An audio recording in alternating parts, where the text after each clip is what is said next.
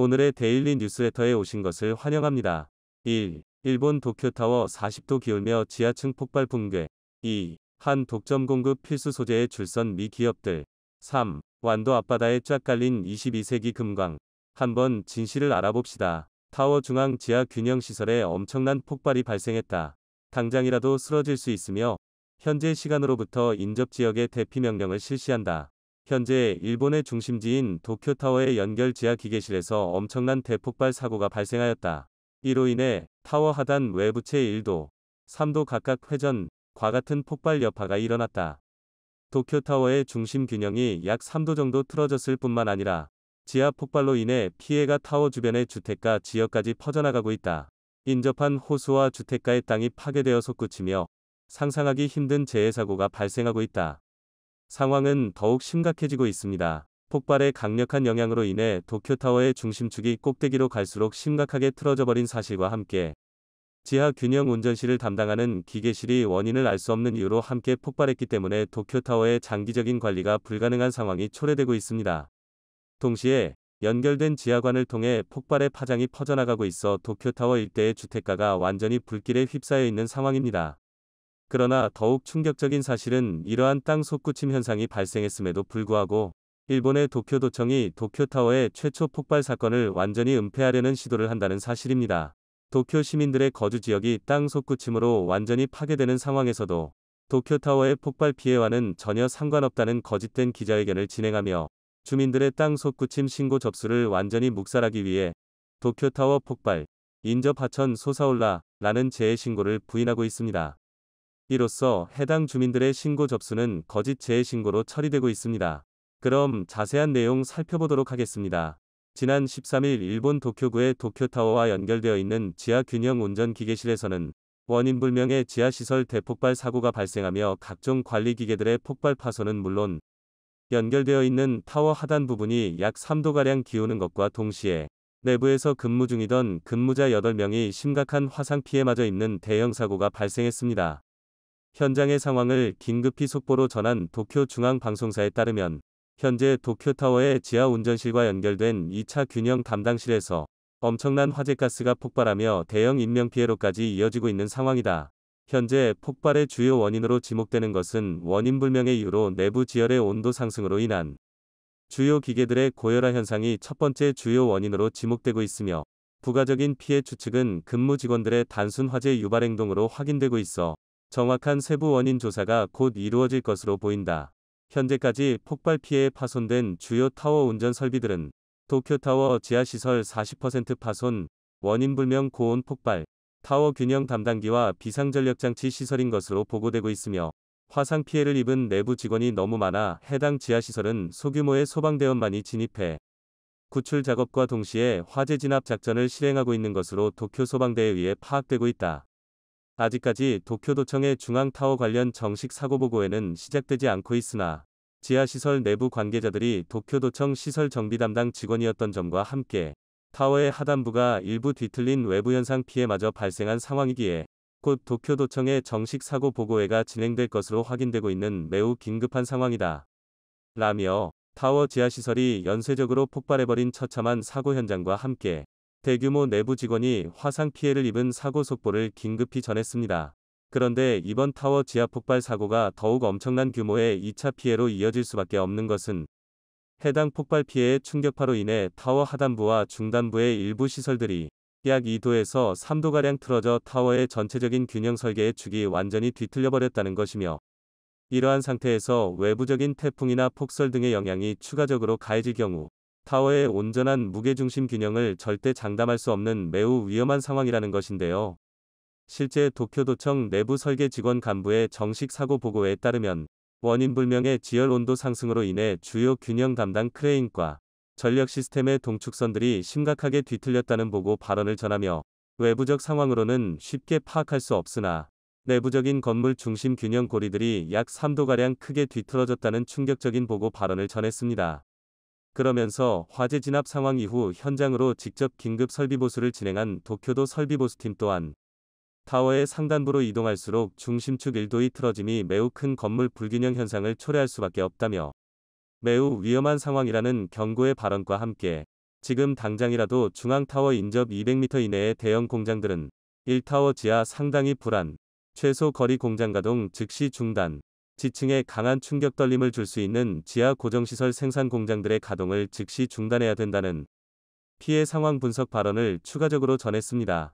또한 일부 타워 설계도면 관리 관계자들은 이번 지하시설 폭발 사고로 최소도 달여가는 타워의 비상전력 가동을 실시할 수 없는 상태가 지속될 수 있어 앞으로 다가올 태풍의 피해와 함께 여름의 엄청난 강수량이 작년과 같이 기록적으로 쏟아지게 된다면 타워 전체의 구동시설의 전력 공급이 완전히 중단될 수 있는 것과 동시에 태풍의 강풍마저 지속적으로 강하게 타격을 준다면 이미 최초로 뒤틀려버려 연약해진 타워 하단 중단 고정 크레인들이 더욱 큰 폭으로 뒤틀려 무너질 수 있다는 충격적인 경고 발언을 대대적으로 발표했습니다. 그런데 더욱 충격적인 사실은 이러한 도쿄 중앙타워의 지하 폭발 사고가 해당 지역 내에서의 단순 폭발 사고의 피해로만 끝나는 것이 아닌 타워 지하실과 지층이 연결되어 있는 일부 마을 주택지와 하천들에서 갑자기 약 1m가량 땅이 부서지며 솟아오른 채 엄청난 열기를 사방으로 뿜어내는 매우 기괴한 재해 현상이 추가적으로 발생하며 인근 거주지역 일본인들의 엄청난 단체 패닉 사태를 유발했기 때문인데요. 도쿄타워와 인접한 외곽 하천 지역을 직접 촬영해 제보한 한 일본인의 피해 제보 영상에 따르면 도쿄타워 쪽에서 전달된 엄청난 땅울림과 폭발음이 들리고 난 직후 1타워 구역 거주민 폭발 직후 하천 부지 솟아올랐다. 충격.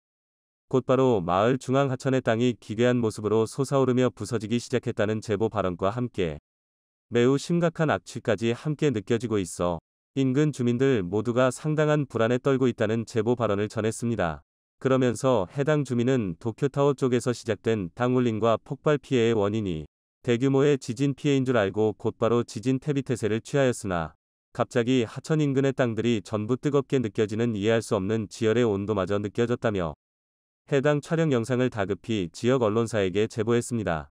또한 하천 지역이 아닌 도쿄타워 직근접 마을 지역에 거주하고 있다는 몇몇 주민들은 하늘에서 엄청난 폭발음이 들리고 난 직후 갑자기 해당 거주지역의 모든 가스관이 사용 불가능해지며 집안의 가스시설까지 전부 정지되어 버려 어떠한 일상생활도 진행할 수 없었다는 추가적인 피해 제보 발언과 함께 도쿄타워를 포함한 인근 거주지역 일대에 오래 거주했지만 한 번도 겪어보지 못한 기이한 현상이 지속적으로 나타나고 있어 매우 충격적이라는 인터뷰를 함께 전달했습니다. 그런데 도쿄타워 지하 폭발 사고 이후 인접 거주 지역과 하천 지역에 발생한 일련의 기이하고도 충격적인 현상에도 불구하고 도쿄도청의 정부 관계자들은 마을에서 발생되는 기괴한 현상은 도쿄타워 지하의 폭발 사고와는 전혀 관련이 없다며 지역 언론사에 주민들의 피해 제보를 전달해 거짓된 여론 조성을 하지 말아달라는 매우 이해할 수 없는 단순 보고에만 진행하며 타워 지하의 폭발 사고에 대해서는 어떠한 일련의 사고 해명도 없는 비열한 보고 회견만을 진행했는데요. 도쿄도 중앙정부기관 대변인의 사고 보고에 따르면 도쿄타워 지하 연결 운전실의 폭발 사고에 대해서는 정확한 폭발 원인의 조사 결과에 대해서 완전히 밝히기 어렵다는 모순적인 보고 발언을 전하며 화상 피해를 입은 인원들 중 정부기관 소속인 관계자들까지 존재하고 있어 해당 사건에 대해 더 이상의 거짓 여론과 사고 원인 추측에 대해서 중지해달라는 모순적인 피해 보고의 발언을 전했습니다. 그러면서 해당 대변인은 타워와 연결되어 있는 운전실이 이번 폭발 피해로 완전한 수행 기능을 실행하기 어려운 상태에 도달한 것은 맞지만 몇몇 지역 언론들의 타워 중심이 무너져 내렸다는 보도와는 달리 타워 외부에는 어떠한 피해 사실도 없으며 지속적으로 매뉴얼을 통한 중앙점검 시스템을 관리해왔기에 타워 균형 시설에는 전혀 문제가 없다는 해명 발언을 추가적으로 전했습니다. 또한 도쿄도청은 폭발의 피해에 지하 운전실 대부분의 운전 장비가 화재의 피해를 입었으나 장기적인 관점으로 보았을 때는 결국 도쿄타워의 자체적인 균형 시스템을 통한 유지 보존 방식을 선택했을 것이라며 이번 폭발 사고가 화상 피해 인원이 발생한 안타까운 사고인 것은 맞지만 결국 지하 연결 운전실이 이번 기회에 폭발해버려 소멸해버린 것은 폭발 오히려 기회. 기존 운전 탈피 황당 발표. 1. 도쿄도 오히려 긍정적인 측면이 더욱 많다는 황당스러운 발언마저 대대적으로 전했습니다. 하지만 이러한 도쿄도청의 정식 답변과는 달리 와세다대 소속의 건축설비 전문 교수들은 이번 타워 지하실 폭발 사고의 피해도 매우 중요한 것이지만 인접 거주 지역의 땅이 솟아오른 지열 솟구침 현상이 더욱 문제가 되는 상황이라며 약 한 달 이내로 도쿄 이내의 모든 거주민들에게 즉각적인 피난 명령이 떨어져도 전혀 이상하지 않을 상황이라는 매우 충격적인 분석 발표를 전했는데요. 와세다대의 다니구치 설비 교수의 도쿄타워 폭발 사고 분석 결과에 따르면 해당 사고 현장의 단편적인 피해 상황에 대해서는 외부적인 원인으로 인해 1차적인 폭발 피해가 최초로 발생할 수는 있는 것이지만 정작 눈여겨봐야 될 중요한 사고 현상은 인근 저지대 거주 지역과 하천에서 발생된 토지 붕괴와 솟아오름 현상이라는 발표와 함께 하천 토지의 넓은 면적이 함께 뭉개지며 솟아오른 것으로 보아 지층 면적 아래에 존재하고 있던 유동성 마그마 형체들이 타워 지하실 폭발 사고로 엄청난 외부적 자극을 받아 일정 수준 팽창에 나타나는 매우 위험한 지열재해라는 다급한 분석 발표를 전했습니다. 또한 인접 거주민들이 함께 제보한 악취 현상마저도 지열 깊은 곳에 내재되어 있던 마그마 가스가 결국 폭발 사고로 인해 함께 분출된 것이 분명하다며 하천 전체의 부지가 폭발할 수도 있다는 위험 가능성과 함께 도쿄타워의 중심축도 이미 돌이킬 수 없는 수준으로 뒤틀렸을 것이라는 충격적인 추가 발언을 전했습니다. 이러한 충격적인 상황에 도쿄 거주 일본인들도 상당한 패닉에 빠진 모습을 보이며 당장이라도 한국으로 떠나겠다는 어처구니없는 추가 반응마저 연쇄적으로 보여주는 일본 몰락의 상황을 그대로 보여주고 있는데요.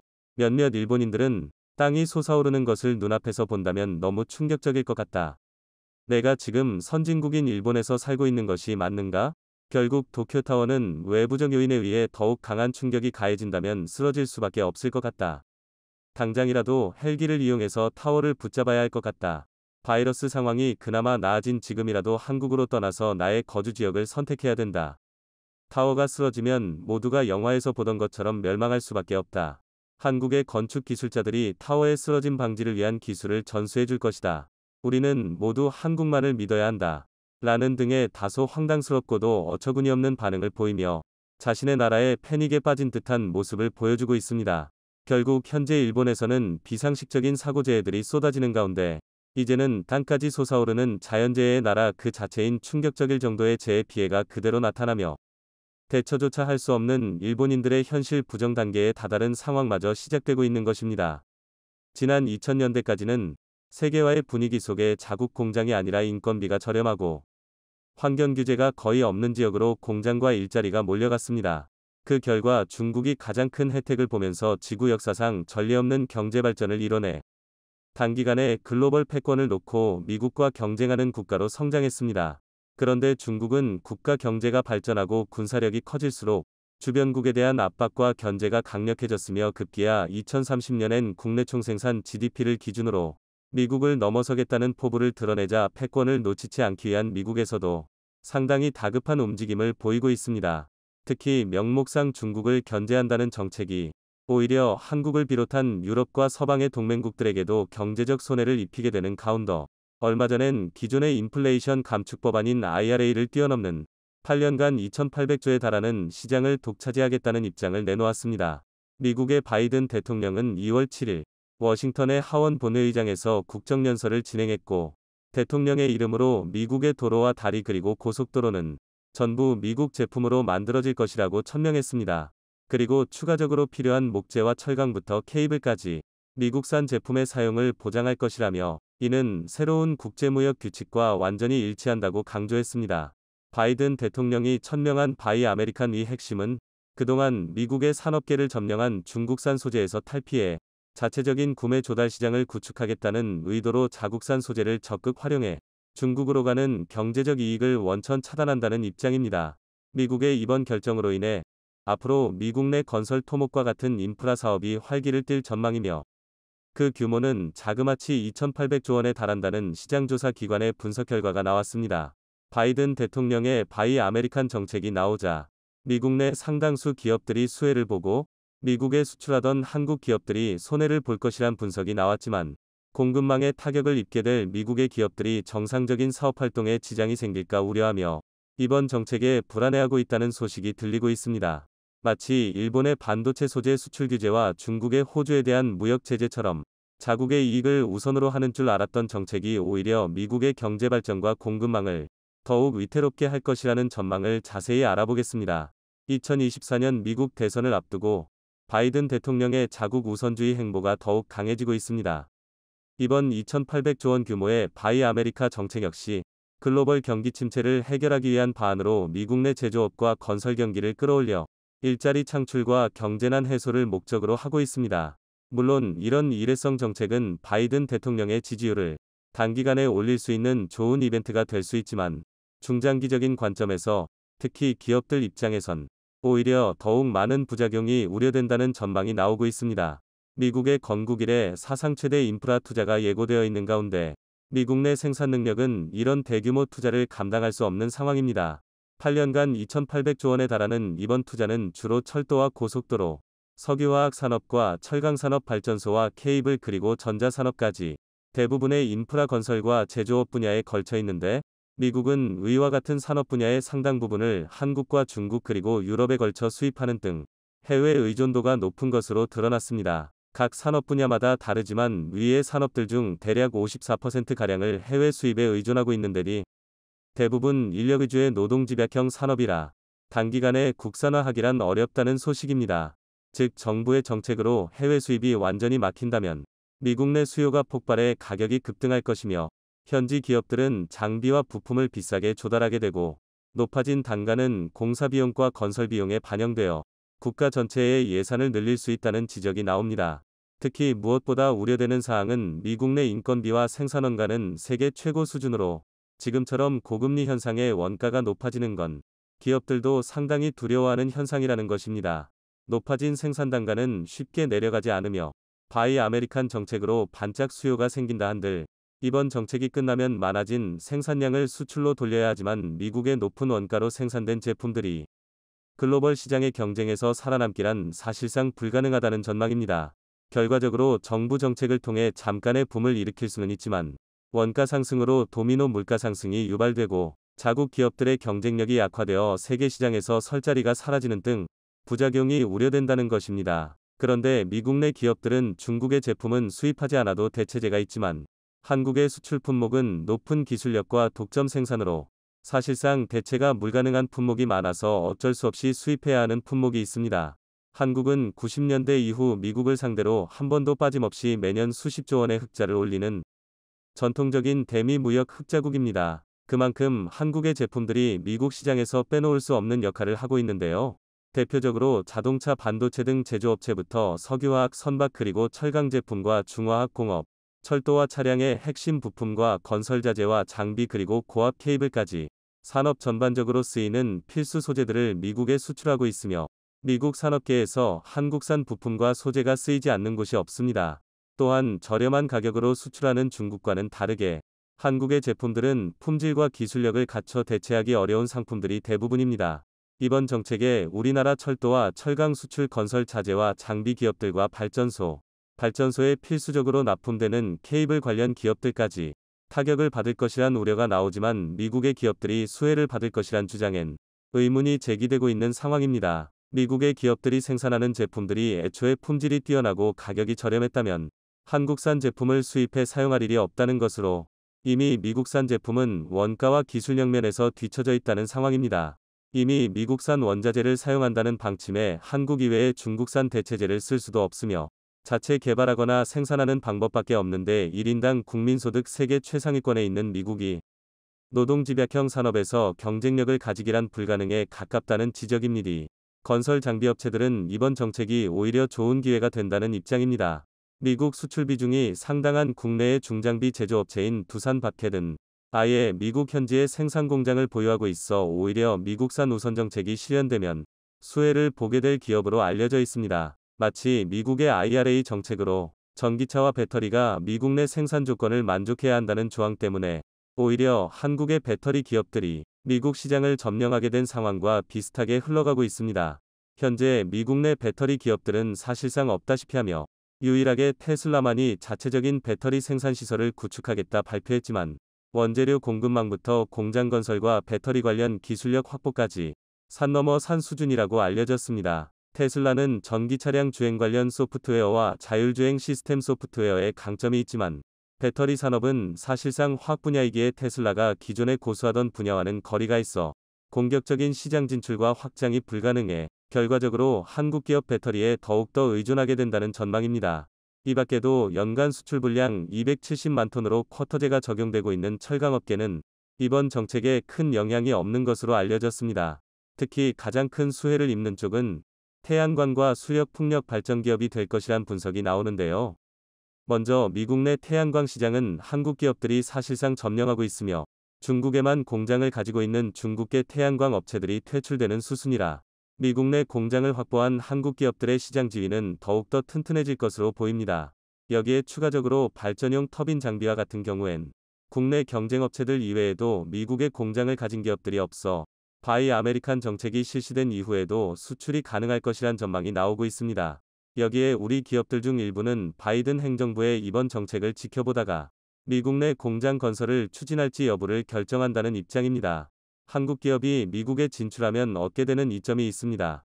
먼저 이번 인프라 사업에 5G 통신망을 비롯한 광대역 통신망도 수십조 원으로 포함되어 있는데 미국의 5G 통신 장비는 사실상 삼성전자가 대부분을 공급하고 있을 정도로 압도적인 비중을 차지하고 있습니다. 2018년을 기준으로 미국 내 통신장비 점유율은 중국이 50%로 1위였지만 국가안보와 직결된 통신장비 사업을 중국에 맡길 수 없다는 미국의 정책으로 대거 한국산으로 수요가 옮겨오고 있습니다. 2022년엔 미국 내 중국산 통신장비 점유율이 10%대 수준으로 낮아지며 낮아진 만큼의 점유율을 전부 한국의 삼성이 가져오고 있는 상황입니다. 반면 미국 자체 통신장비를 생산하는 기업이 없어 미국 당국은 이번 바이 아메리카 정책에 광대역 통신장비 사업도 포함시키고 있지만 해당 장비를 공급할 자국 기업이 없는 상황입니다. 결과적으로 국가안보와 관련된 통신장비에 중국산 제품을 도입할 수는 없기 때문에 한국산 장비의 점유율이 갈수록 더 높아질 것이란 전망이 나오는 이유입니다. 미국은 이번 정책으로 자국 내 경제를 활성화하고 미국의 국가 경쟁력을 높이려는 목적이지만 사실 진정한 목적은 바이든 행정부가 차기 대선 승리를 목적으로 공격적인 정책을 펼치고 있다는 의견이 대다수입니다. 글로벌 시대의 이러한 정책은 오히려 자국 기업들에게 마이너스가 될 수도 있는 부작용을 낳을 수도 있습니다. 물론 자국산 제품과 기술력을 밑바탕으로 한 경쟁력이 있다면 굳이 수입해 사용할 이유가 없지만 경쟁력 없는 분야에서까지 국산화를 고집하다가 큰 낭패를 본 기업과 국가들이 한두 곳이 아니기 때문입니다.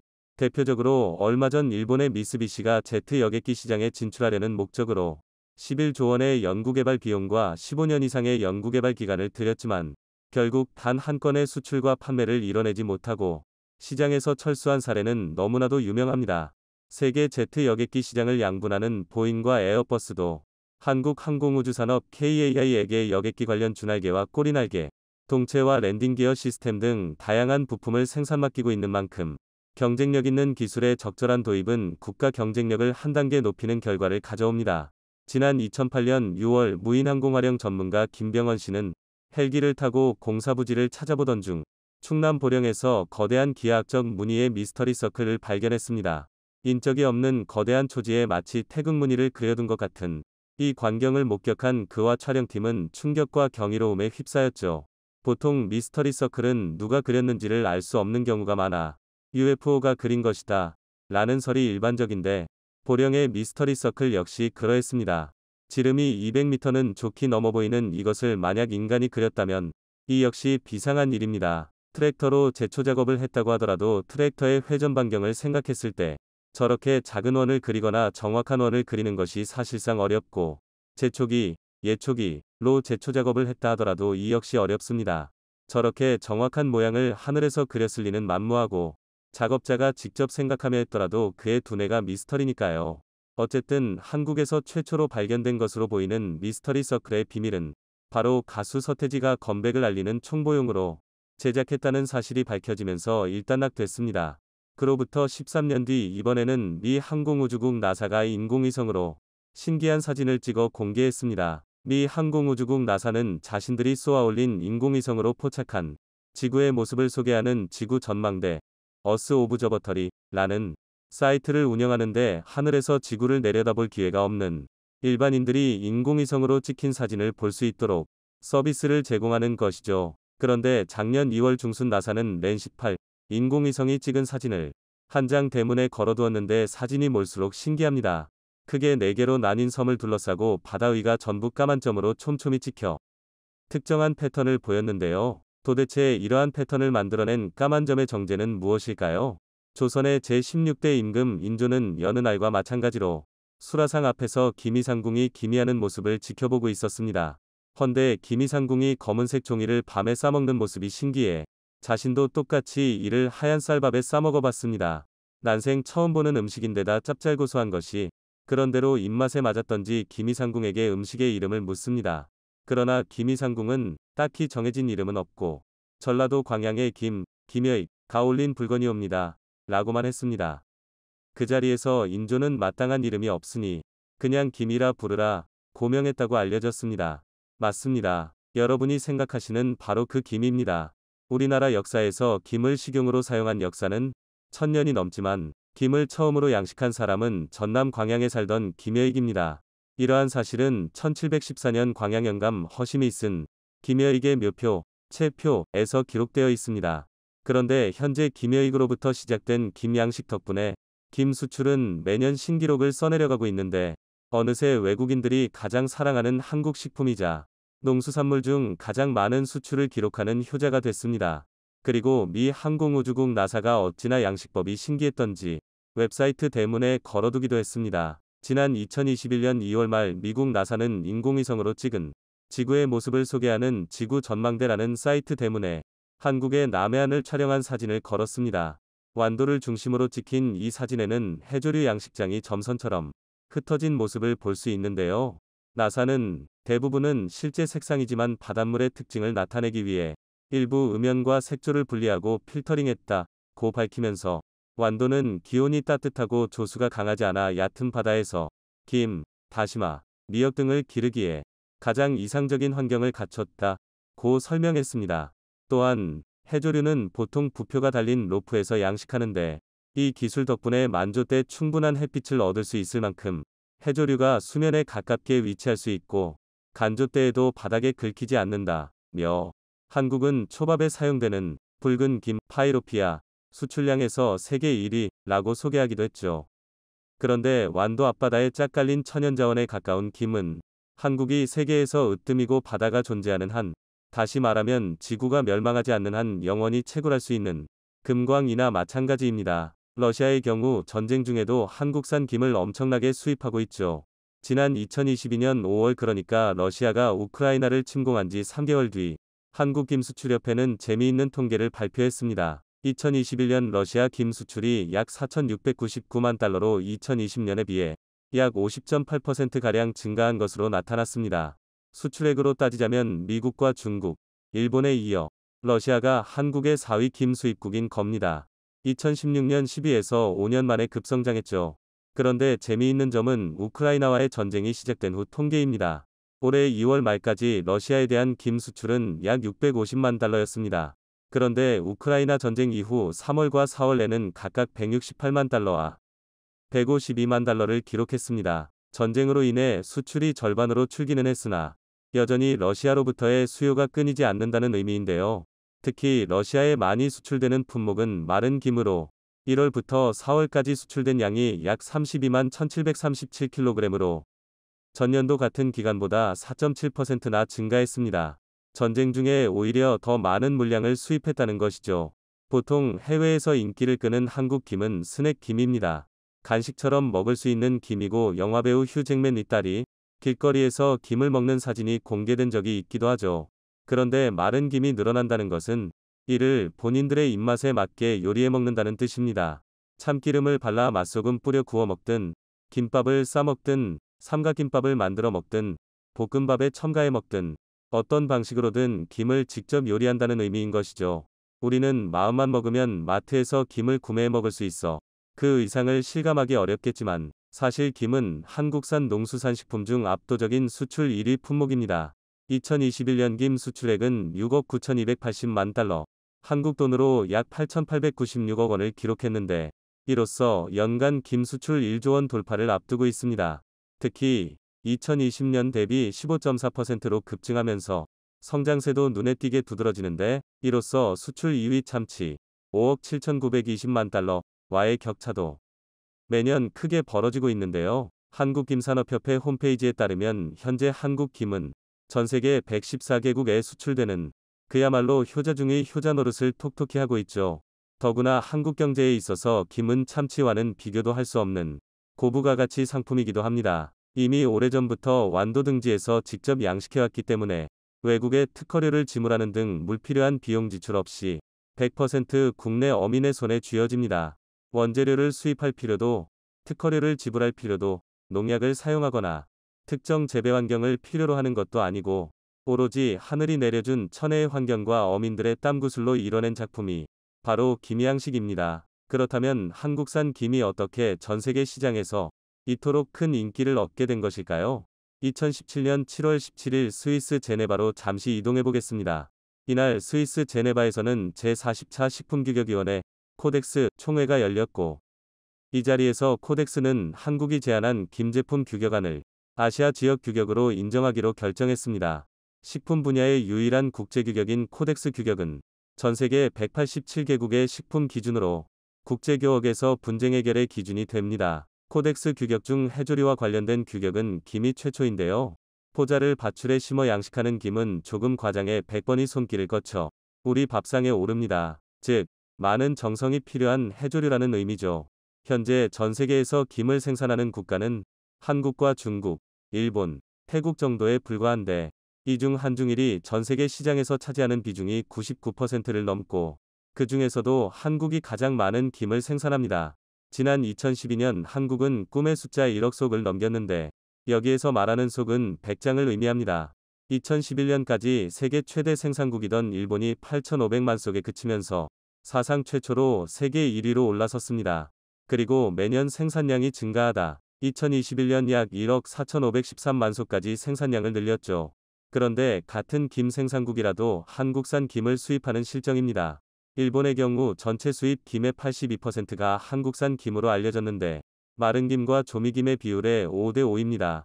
일본에서는 김을 술안주로도 먹고 밥과 함께 섭취하기도 하는 만큼 한국이 직접 맛을 가미한 조미김과 자신들이 직접 요리해 먹을 수 있는 마른 김을 함께 수입하는 겁니다. 중국 역시 조미김과 마른 김을 골고루 수입하고 있는데요. 태국이 조금 특이합니다. 태국은 의외로 꽤 많은 김을 생산하지만 태국으로 생산되는 한국산 김의 97%가 마른 김입니다. 태국에서 제조되는 스낵김의 원료로 사용하기 위해 수입하는 것이죠. 그런데 한국산 김의 수출이 증가하는 이유는 한류의 영향도 크지만 무엇보다 미국이나 유럽 등지에서 활발한 웰빙 트렌드 덕분입니다. 한때 서양인들은 김의 겉모습을 보고 검은 종이라거나 잡초, 미개한 음식 등으로 부르며 무시하면서 눈길도 주지 않았습니다. 식품 취급을 받지 못했던 겁니다. 그러나 김이 가진 효능이 알려지고 한류 열풍을 등에 업은 외국인 유튜버들이 한국 김을 소개하는 영상을 끊임없이 제작하면서 시너지 효과가 생겼는데요. 다만 특이하게 한국은 참기름 또는 들기름을 바른 후 소금을 뿌린 형태의 김이 소비되지만 서양에서는 쌀이 주식이 아닌 관계로 간식처럼 김을 섭취합니다. 다양한 종류의 소스를 활용해 간식처럼 만들어 생산하죠. 한국산 김의 인기에는 김의 품질도 큰 영향을 미치는데 김은 워낙에 까다로운 생산 조건을 필요로 합니다. 즉, 깨끗하고 청정한 바다에서만 생산되는 것인데 지저분하고 오염된 바다에서는 생산이 불가능하다고 보시면 됩니다. 여기에 반드시 조류, 일조량, 수온, 연분의 4박자가 맞아야 비로소 최고의 김이 생산되는데요. 의도 34터부터 37도 해안에서만 생산되며 같은 의도라도 수온에 따라 맛이나 성분이 다릅니다. 최적의 수온은 약 5터부터 8도인데 4도 이하로 내려가면 성장이 되지 않고 15도 이상으로 올라가면 뿌리가 녹아버립니다. 여기에 중국이나 일본과 달리 한국은 해안선이 길어 갯벌이 크게 발달했는데 갯벌에서 양식하는 우리나라 김은 불에 잠겼을 때 갯벌이 공급하는 풍부한 영양분을 그대로 흡수하기 때문에 영양과 맛이 뛰어나다고 알려졌습니다. 그래서 한국산 돌김이나 재래김 등은 한국 고유의 자연환경에서만 생산될 뿐 일본이나 중국에서는 같은 품질의 김을 만들 수 없습니다. 농약도 필요 없고 비료도 필요 없이 하늘이 내린 천혜의 자연환경에서만 자라는 영원히 캘 수 있는 금이지만 가장 까다롭게 생산되는 금이기도 합니다. 또 한 가지 차이점은 맛을 가미하는 조미 기술입니다. 일본과 중국은 대부분 스시용 김을 생산하는 데 주력하기 때문에 두껍고 습기만 제거된 김을 생산하며 대부분 내수 시장에서 소비됩니다. 반면 한국의 조미김은 참기름이나 들기름 등으로 풍미를 더하고 맛과 품질이 우수한 소금으로 간을 맞추기 때문에 간식으로도 술안주로도 최고로 꼽힙니다. 이러한 조미 기술은 감히 일본이나 중국이 따라할 수 없는 한국만의 독보적인 기술입니다. 한때 바다의 잡초니 검은 종이니 무시당하던 김은 어느새 한국 농수산품 중 독보적인 1위 수출 품목으로 떠올랐습니다.